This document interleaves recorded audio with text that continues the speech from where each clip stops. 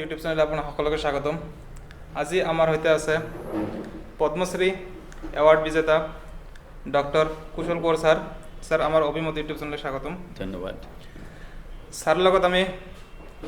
প্ৰথমে বায়োগ্ৰাফিটো জানিলোঁ ছাৰৰ। ছাৰ, আপোনাৰ ঘৰ ক'ত আৰু আপুনি শিক্ষা দীক্ষা ক'ত ক'ত কৰিছিলে ছাৰ, অলপ জনাব নেকি? মোৰ একচুৱেল ঘৰ বা মোৰ জন্ম হ'ল নলবাৰী জিলাৰ বৰমা বুলি ঠাই, নলবাৰী জিলাত। এতিয়া আমাৰ পাৰ্টলি সেইটো BTADত পৰিছে, পাৰ্টলি নলবাৰী ডিষ্ট্ৰিক্টত আছে। মোৰ জন্ম হৈছিলে একচুৱেলি যিটো এৰিয়াত, সেইটো এতিয়া BTADত পৰে, কিন্তু মোৰ এট প্ৰেজেণ্ট ঘৰটো নলবাৰী ডিষ্ট্ৰিক্টত আছে। আচ্ছা, শিক্ষা দীক্ষা মোৰ একেবাৰে আৰ্লি এডুকেশ্যন তাতে আমাৰ দেউলগুৰি প্ৰাথমিক বিদ্যালয় বুলি স্কুলত হৈছিলে। তাৰপাছত হাইস্কুলিং হৈছে বৰমা হাইস্কুল। তাৰপৰা কলেজ পঢ়িছিলোঁ কটন কলেজত 1976ৰ পৰা 78ত মই ভেটেনাৰী কলেজত এডমিশ্যন ল'লোঁ খানাপাৰা, আৰু চিন্স দেন মই ইয়াতে আছোঁ। তো প্ৰথমতে BVSC and AH পাছ কৰিলোঁ as a topper, gold medalist. তাৰপৰা মাষ্টাৰ ডিগ্ৰী কৰিলোঁ চাৰ্জাৰী এণ্ড ৰেডিঅ'লজি ছাবজেক্টত। আৰু মই 1986ত মই কলেজত জইন কৰিলোঁ এজ এছিষ্টেণ্ট প্ৰফেচাৰ, আৰু তেতিয়াৰ পৰা ইয়াতে আছোঁ। মানে উইথ টাইম প্ৰমোশ্যন হৈছে এছিষ্টেণ্ট প্ৰফেচাৰ, তাৰপৰা এছ'চিয়েট প্ৰফেচাৰ, তাৰপৰা প্ৰফেচাৰ, আৰু 2012 চনৰ জানুৱাৰীৰ পৰা মই হেড অফ দ্য ডিপাৰ্টমেণ্ট হৈ আছোঁ। তো এডুকেশ্যন সেইটোৱে। মোৰ PhD কৰিলোঁ মই পাছত ইন ছাৰ্ভিচ কেণ্ডিডেট হিচাপে 94ত মোৰ PhD কমপ্লিট হৈছিলে। ছাৰ, শুনিবলৈ পাইছোঁ যে আপুনি বোলে MBBSতো পাইছিলে, আকৌ ইঞ্জিনিয়াৰিঙতো চিট পাইছিলে। ছাৰ, আপুনি ভেটেনেৰী ডিপাৰ্টমেণ্টত কিয় আছিলে ছাৰ? এইটো অলপ বেলেগ ধৰণৰ কাহিনী। একচুৱেলি এটাতো কাৰণ আছিলে ইকনমিক এটা প্ৰেছাৰ আছিলে ঘৰত। মানে একবাৰ এখন কলেজত এডমিশ্যন লৈ আৰু বেলেগ এখন কলেজত এডমিশ্যন লৈ যাবৰ কাৰণে মানে ফাইনেন্সিয়েল ক্ৰাইচিছো আছিলে। But that was not the main reason. আৰু মই সৰুৰ পৰা আমি গাঁৱত ডাঙৰ হোৱা, গৰু চৰাই বা কিবা এনেকুৱাও আছিলে। আৰু সৰুতে আমাৰ ঘৰত মানে বৰপেটীয়া মহাজন এজনৰ লক্ষ্মী বুলি হাতী এজনী আছিল আমাৰ ঘৰত। লক্ষ্মী আৰু মোৰ লগত মানে মই খুব ফ্ৰেণ্ডলি আছিলোঁ লক্ষ্মীৰ লগত। মই আনকি সেই 5-6 বছৰ বয়সতে মই তাৰ পিঠিত উঠি কিনে মই জংঘলত ঘূৰি ফুৰিছিলোঁ। তো তাৰ পাছত কি হ'ল, একবাৰ দেউতা ট্ৰেন্সফাৰ হৈ 1.5 বছৰমান চিংৰা বৰিমখা বুলি জেগা এটাত গৈছিলে, আমাৰ ফেমিলি লৈ গ'ল। তাৰ পৰা যেতিয়া ঘূৰি আহিলোঁ তেতিয়া গম পালোঁ যে লক্ষ্মী মৰিলে বেমাৰ হৈ। তো মোৰ আইতাই ক'লে যে, মানে মই খুব কান্দা কাটা কৰিছোঁ। আইতাই মোক ক'লে যে একচুৱেলি কোনো ডাক্তৰটো নাপাওঁ, তো এনেকুৱা বেমাৰ হৈ পেলাই মৰিলে। So' in the back of my mind মানে এই লক্ষ্মীৰ যিটো লছ, এইটো আছিলে ছাবকনচিয়াছ মাইণ্ডত আছিলে ডেফিনেটলি। কাৰণ মই মাজৰ পিৰিয়ডটোত মোৰ এইটো বস্তুটো হেৰি নাছিলে, মানে it went of my memory. কিন্তু তাৰ পাছত যেতিয়া স্ক'প পালোঁ ভেটেনাৰী, আচ্ছা ভেটেনাৰী এডমিশ্যন লওঁতে মই ক'লোঁ অলৰেডি যে ইকনমিক কনচিডাৰেশ্যনটো আছিলে। কাৰণ ভেটেনাৰী এডমিশ্যন লওঁতে ফাৰ্ষ্ট মই ভেটেনাৰীত ছিট পালোঁ, তেতিয়া মেডিকেলত মোৰ ৱেইটিং লিষ্টত আছিলে নাম। ছাবচিকুৱেণ্টলি উইদিন 7 days মোৰ আকৌ ছেকেণ্ড লিষ্টত মেডিকেলত ফাৰ্ষ্ট লিষ্টত আহি গ'ল। কিন্তু মানে ইয়াতে ভাল লাগিলে ভেটেনাৰী কলেজটো, খানাপাৰা ইমান ধুনীয়া গ্ৰীণ এটমছফিয়াৰ। আৰু মই যিহেতু মানে এটা ৰেকৰ্ড ব্ৰেকিং মাৰ্ক লৈ পেলাই ইয়ালৈ আহিছিলোঁ, তো গোটেই খানাপাৰাৰ veterinary college community, teachers and student মোক অলপ বেলেগ এটা ৰেচপেক্ট দিছিলে, মই ভাল লাগিলে। তো তাৰ পাছত ইঞ্জিনিয়াৰিঙতো ছিট পালোঁ। তাৰপৰা বেচেলৰ ফিচাৰী ছায়েন্স মেংগলোৰ, তাতে ছিট পালোঁ। মহাৰাজা ছায়াজীৰাও ইউনিভাৰ্চিটি এইটো বৰোদাত, তাতো মই বি ফাৰ্মাত ছিট পালোঁ। মানে চবফালে এপ্লাই কৰি থৈছিলোঁ এণ্ড ছিট ষ্টাৰ্টেড প'ৰিং ইন। কিন্তু মই ভাবিলোঁ আৰু আই উইল নট লুক বেক, ভেটেনাৰীয়ে পঢ়িম। আৰু আই ডিচাইডেড, আৰু কোনো ৰিগ্ৰেটছ নাই ভেটেনাৰী পঢ়ি। মানে মোৰ এইটো ছাকচেছফুল এটা কেৰিয়াৰ বা ছাকচেছফুল লাইফ বুলিয়ে ভাবিছোঁ। আৰু ডেফিনেটলি মই যদি মেডিকেল ডক্টৰ হ'লোহেঁতেন, বিকজ এজ এ পাৰ্চনা মইতো মানুহটো একেই আছিলে, মই দুখীয়া মানুহক সহায় কৰিব পাৰিলোহেঁতেন, এইটো মই ভাবোঁ। কাৰণ মেডিকেল প্ৰফেশ্যনত আজিকালি সেই ছাৰ্ভিচ মেণ্টেলিটিটোৰ অলপ এটা অভাৱ অনুভৱ কৰা যায়, মই দেখিছোঁ। আমাৰ ভেটেনাৰী প্ৰফেশ্যনতো আছে বহুত মানি মাইণ্ডেড মানুহ আছে ডক্টৰছ আছে কিন্তু মই এই মানিটাৰী যিটো ৰিৱাৰ্ড এইটোক মই প্ৰায়ৰিটি দি কেতিয়াও মই ছাৰ্ভিচ কৰা নাই গতিকে ধৰক মানে পইচাও পাওঁ এনেকুৱা নহয় যে মানুহে ফিজ নিদিয়ে দিয়ে বাট ডেট ইজ ছেকেণ্ডাৰী মানে ইনচেণ্টিভ ফৰ মি প্ৰাইমাৰী মানে ইনচেণ্টিভ হেৰিটো হ'ল সেৱা কৰা আৰু সেইটোৱে আমাৰ ডক্টৰছ ওথ বা ভেটেনাৰিয়ানছ ওথ যে আমি জীৱ জন্তুক সেৱা কৰিব লাগে সিহঁতৰ পেইনটো আমি ৰিমুভ কৰিব লাগে আৰু এই মনোভাৱতে মই কাম কৰি গৈ আছোঁ চ' ব্ৰিফলি সেইটোৱে মোৰ বায়'ডাটা আৰু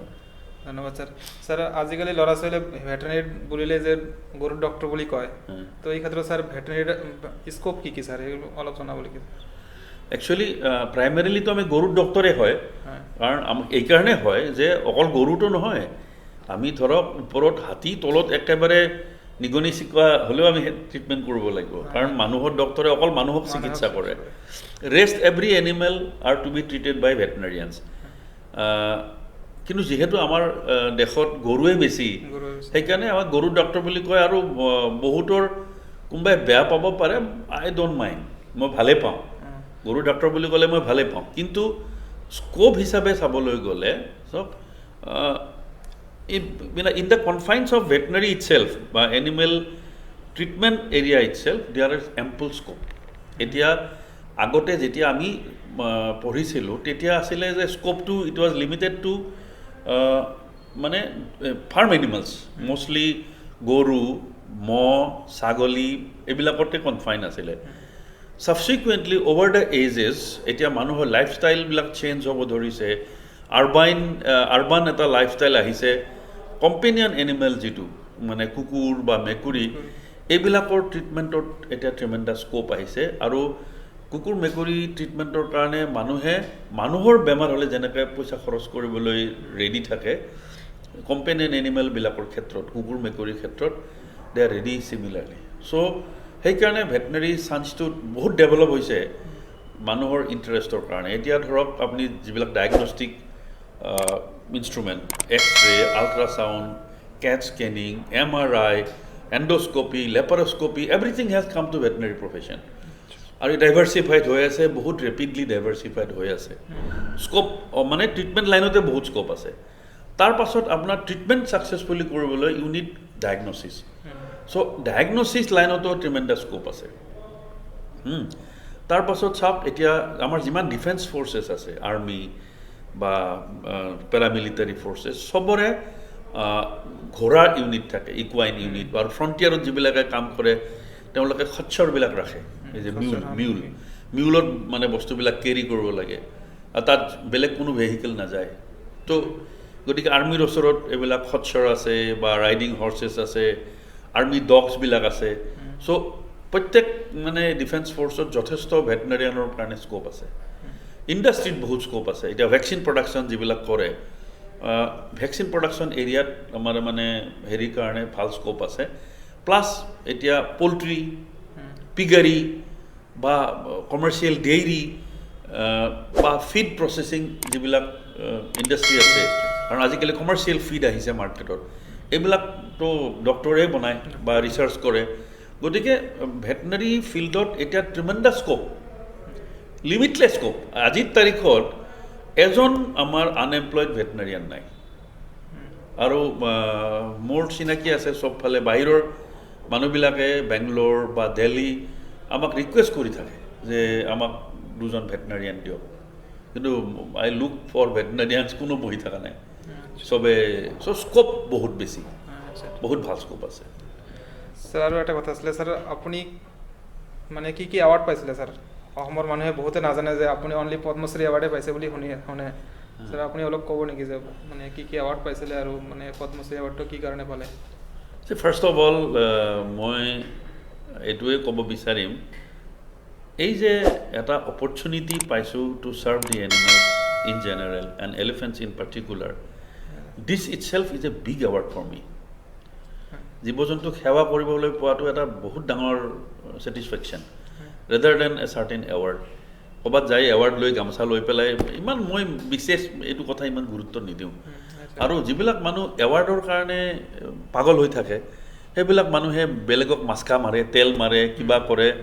এই সব মোৰ নেচাৰে নাই মোৰ মানে গাঁৱৰ ল'ৰা তাতো ট্ৰাইবেল এৰিয়াৰ মানুহ আমি খৰংখ সাদা সিধা কথা তেল মাৰি কিবা মাৰি মই বিলাক মোৰ কালচাৰ নহয় তথাপিতো কাম কৰি আছো ইমান বছৰ সিনচিয়াৰলি আৰু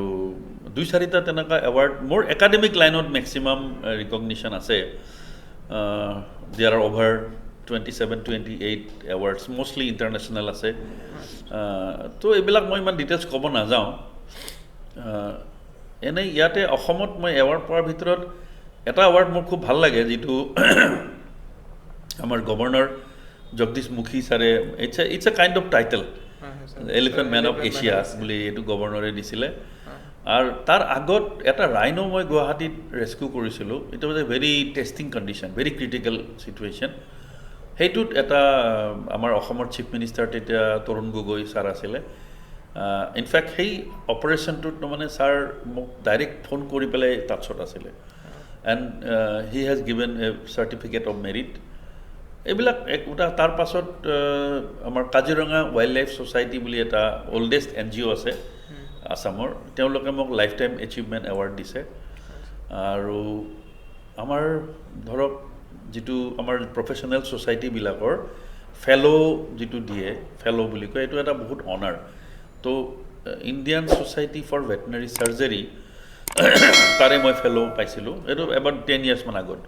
আৰু এই যোৱা বছৰ মই Indian society for animal production and management হিহতেও মোক ফেলো এটা ৰিকগনিশ্যন দিছে আৰু এই যে পদ্মশ্ৰীটো আহিলে দিস ওয়াজ টোটালি আনএক্সপেক্টেড মই কেতিয়াও ভাবা নাই স্যাৰ ইন্ডিয়াৰ ভিতৰত ফাৰ্স্ট ভেটেনাৰিয়ান আৰু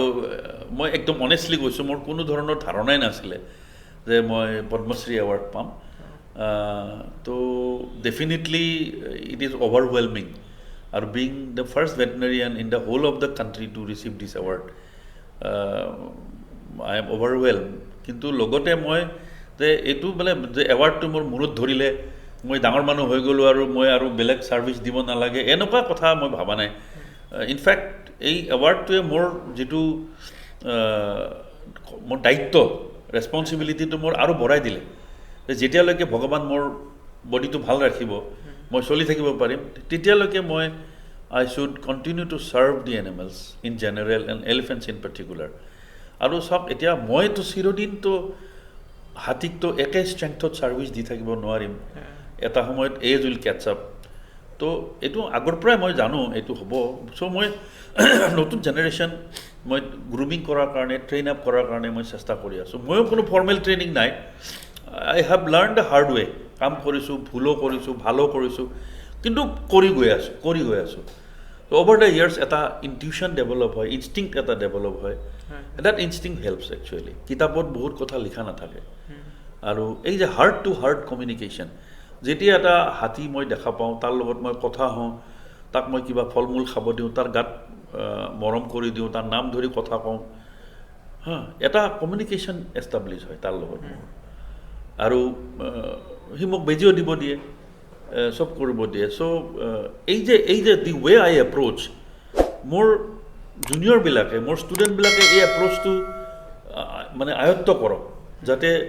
they continue to serve the animal with the same amount of enthusiasm and love etu gotike award to dangor kotha nohoy but it's a big award moi etu horu bostu boli noko etu eta fourth highest civilian award in the country given by the president of India bahut dangor award aru moi etu bhabisu je ইয়াতে লগত আৰু এটা কথা আছে the veterinary profession was always neglected মই আগতে কৈছো যে the veterinary profession has grown leaps and bounds আৰু আজি এজন ভেটেনাৰিয়ানে ৰিকগনিশ্যন পাইছে means now the veterinary profession is getting recognition আৰু ইয়াৰ পাছত many more will come many more should come আৰু অকল পইচা প্ৰাধান্য দি পেলাই যদি মানুহবিলাকে কৰে সেৱা তেতিয়া সেৱা নহয় আৰু তেতিয়া তেওঁলোকে কোনো এৱাৰ্ড এইবিলাক তেওঁলোকে নিবিচাৰে তেওঁলোকে পইচা পাই satisfied আমি we are from a different generation বা different mental আপব্ৰিঙিং এটা আমাৰ পেৰেণ্টছে আমাক যি শিকাইছিলে that is different little bit. So that way, yes, I enjoy it.